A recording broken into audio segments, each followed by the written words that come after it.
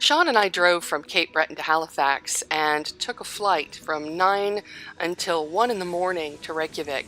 But because Reykjavik is 3 hours ahead of us, we actually arrived at about 4:30 or 5 in the morning and left the airport at a little bit after 6.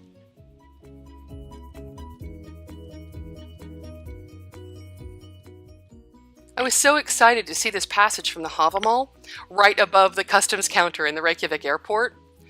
The complete verse reads, "A better burden no man can bear on the way than his mother wit. 'Tis the refuge of the poor, and richer it seems than wealth in a world untried." That may not be the best translation, but it's a pretty good translation of the entire verse, and a great, great piece of wisdom for travelers. So this is Bergson Mathis. Am I saying Bergson Mathis? I think so. Lovely restaurant. Lovely because they're open very early in the morning and get all the sleepy-eyed travelers coming in wanting to have something warm and lovely to eat.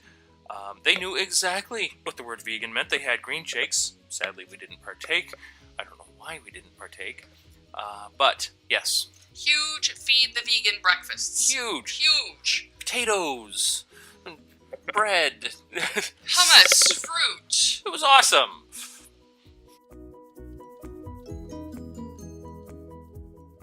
I'm told the Icelanders themselves don't go to the Blue Lagoon, and I understand why. It was an incredibly touristy experience, and the sort of experience when traveling that Sean and I don't care for. It was very busy. The Blue Lagoon itself was packed with people. The washrooms were packed with people. The restaurants were packed with people. I will say this, though. The infamous Icelandic shower police are real. You got to be naked going into that shower before you go out onto the Blue Lagoon itself. You got to be naked when you come out. And while they aren't actually in the shower with you, so they don't know how you use the soap, I felt like they somehow knew if I didn't use enough, so I bathed really well, going out and coming back in again. Once you actually got out in the lagoon, there was plenty of room to move around. Even though there was a lot of people out there, it was still pretty sparse wide. The water was wonderful. You wade over to the area where you put on your face mask. There was a silica one for tightening up your pores, and then an algae one for loosening them back up again and softening the skin, and yeah, that was just lovely. Then you wait over and you have drinks and socializing while you're talking with folks there. And you get, what was it, 2 free drinks. And yeah, we partook. It was lovely. So, a good experience, but probably not one we'll do again. There's a restaurant on site at the Blue Lagoon called Restaurant Lava. And we ordered the chef's special or the chef's choice meal. It was pretty pricey, but we both had the same meal. And a very young chef, I can't remember his name, but he was fresh out of trade school, prepared this incredible 4-course meal for us. We don't have all the pictures here, but this is a beet salad, and those are little crumbles of bread with garlic and olive oil. This was had a pesto under it, and there were pine nuts. There was a course where there was celeriac root, and that was amazing.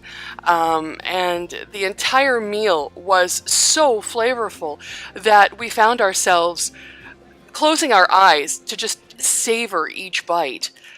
And speaking of not getting pics of all the dishes, all the courses, I did get the coffee course and got a nice long video of that where we paused for the cause and let things settle because reasons.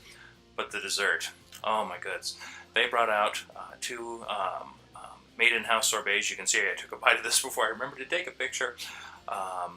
That's kiwi, there's a citrusy lemon, there's a bit of cake in there, some fruit. Oh, just amazing.